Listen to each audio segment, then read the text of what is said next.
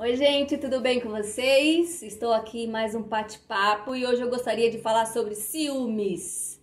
Ciúmes o mais excessivo, né? Não estou falando do ciúme normal, que é de um zelo, né? Que é de um cuidado, que eu acho que existe, né? Também existe, também pode ser legal, né? Mas eu tô falando dos ciúmes que ele dá uma exacerbada, que ele passa um pouco do ponto e acaba fazendo a pessoa sofrer, né? Nós sofrermos e o outro também, né? Além de você infernizar a vida do outro, você também se faz muito infeliz. Eu sei porque eu já passei muito por isso, né? Já vivi muito disso e eu comecei a pensar, falei, por que eu sou ciumenta, né? E às vezes não é nem porque você ama muito a pessoa, porque você... Imagina, você tá num relacionamento, você tem ciúme. Aí você pula para outro relacionamento, você tem ciúmes daquele ali também. Aí você pula pro outro, você também tem ciúmes daquele também. Então quer dizer que aquele seu ciúme, ele tá indo junto com você. Então ele está dentro de você. Não é porque você tem ciúme daquele cara específico, daquela mulher específica. É porque ele tá com você, então onde você estiver, ele vai projetar nas pessoas, dos parceiros que você tiver. E aí olha que legal, eu estudando, né, pra me curar de ciúmes que eu sempre tive, né, e agora você quando coloca a luz no problema, naquela sombra, como eu sempre falo, você ilumina, aí você acaba entendendo e aí você coloca ela melhora, ela fica mais tranquila e acalma tudo isso, né, todo esse tormento.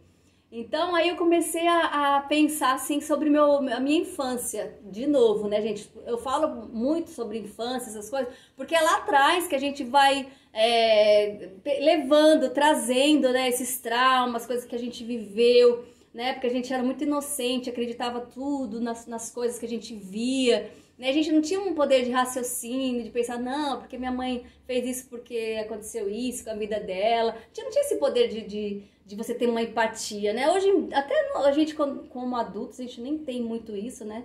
São raras as vezes que a gente exerce a empatia. Então, aí o ciúmes em mim, ele funcionava mais. Por quê? Porque quando eu era criança, meu pai, ele se separou da minha mãe, eu tinha mais ou menos uns 3 anos de idade, 3 a 4 anos.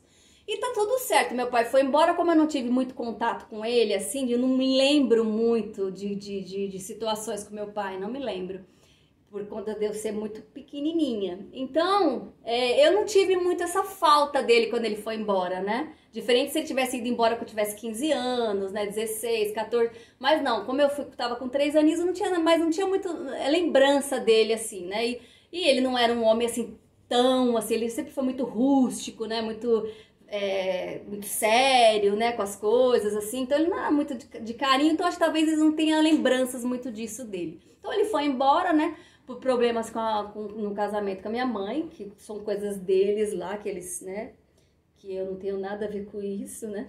Enfim, aí eu fui morar com a minha avó e a minha mãe também voltou pra casa da minha avó. E tá tudo certo. E a minha mãe, super jovem, bonita pra caramba, né? Muito assediada e tal. Ela gostava de passear, né? Gostava de ir pros bailes da época, gostava de, né, se vestir, sair e tal. E aí eu pequenininha, eu lembro que eu observava minha mãe, sabe? Assim, ela querendo sair, ela toda arrumada. E eu lá na casa da minha avó, tipo, e eu pensando, não quero que ela saia, sabe? Assim, eu consigo me pôr naquele momento de criança, vendo a minha mãe toda arrumada querendo sair, eu me ponho naquele momento assim, sabe? Parece que eu sinto aquela criança com ciúmes, né? Não, meu pai já foi embora, tipo assim, uma coisa inconsciente, meu pai já foi embora, minha mãe agora tá querendo ir embora, tá querendo ir sair também, ela vai também me abandonar, ela vai me rejeitar, é tudo inconsciente, viu, gente? A gente não pensa assim, ai, minha mãe vai me rejeitar, minha mãe tá me abandonando. É tudo muito inconsciente, muito da nossa emoção que vai pro subconsciente, blá, blá, blá, aquelas coisas que você já sabe. E aí minha mãe saiu, eu morri de ciúmes, eu não queria que ela saísse e tal. E eu não tinha ciúme da minha avó, sabe? Não tinha ciúme, não sei, eu não tinha ciúme de outras pessoas, era dela específica, porque eu achava que ela ia embora como meu pai foi. Só que conscientemente eu não entendia nada disso. E aí eu fui crescendo e sempre vendo a minha mãe, né? Aí a minha mãe começou a ficar, né, namorar, e eu fiquei com ciúmes do namorado da minha mãe, eu não, sabe, eu não queria que ela ficasse com ele, eu já imaginava, pronto, ele vai levar ela embora, ela vai me abandonar, como meu pai fez, aí de novo né, aquele medo, aquela coisa, e isso foi me acompanhando até uma bela idade, eu tinha uns meus 17 anos, mais ou menos. Aí aí eu lembro que uma prima minha morava com a gente, e aí a minha prima, pra me pirraçar, sabe aquelas primas que gostam de te encher o saco, ela sabia que eu tinha ciúmes da minha mãe. Aí quando a minha mãe chegava às vezes de algum lugar, né, e a gente estava em casa, ela falava: nossa tia, a senhora tá tão bonita, aposto que a senhora arrasou na rua hoje, aposto que os homens todos mexeram com a senhora. Meu Deus, quando ela falava aquilo, eu tinha vontade de estrangular ela, mas a gente já chegou até a se pegar, sabe, pelos cabelos, porque eu ficava com muita raiva porque ela falava aquilo. Ela sabia que eu tinha ciúmes da minha mãe. Olha que incrível, né? Sabia meu ponto fraco.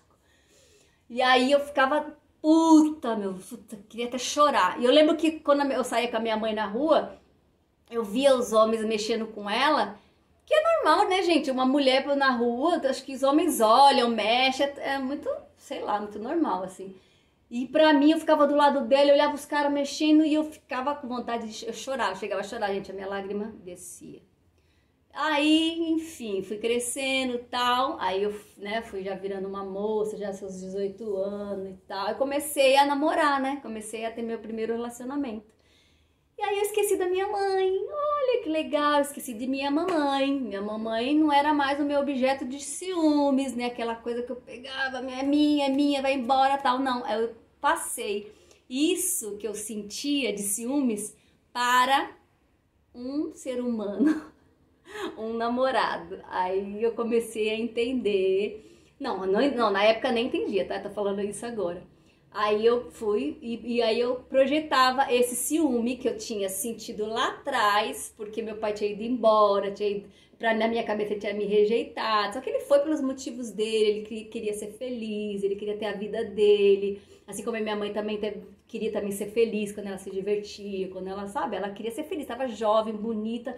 Não é nem por idade, acho que a gente tem que ser feliz sempre, independente da idade. Mas a gente entende que todo ser humano está em busca da felicidade, ele não quer fazer mal pro outro, ele quer ser feliz, somente isso. Então aí eu fui tendo, né, meus namorados e comecei de um namorado para o outro, eu levava o mesmo ciúmes, porque estava dentro de mim. E assim foi, né? Aí eu me tornei uma pessoa ciumenta, né? Eu acredito por causa das coisas que me aconteceram lá atrás, que eu interpretei totalmente errado, né? Porque meu pai, quando ele vinha me visitar, né? Quando ele vinha para casa de novo, assim, ele vinha e, sabe, fazia de tudo assim para me agradar, trazia presente, sabe, levar para passear, eu e meus irmãos, sempre, e ele gostava, ele amava a gente, só que não rolou dele ficar. Sabe, não rolou, eu só tenho a entender, só entender o lado dele, tá tudo certo, tá tudo bem. E aí eu fui trazendo esse ciúme pros meus parceiros, né? Então, assim, teve uns que eu projetava mais, tinha uns que eu projetava menos, mas sempre tava projetando esses ciúmes que tava dentro de mim como uma rejeição que eu tinha passado.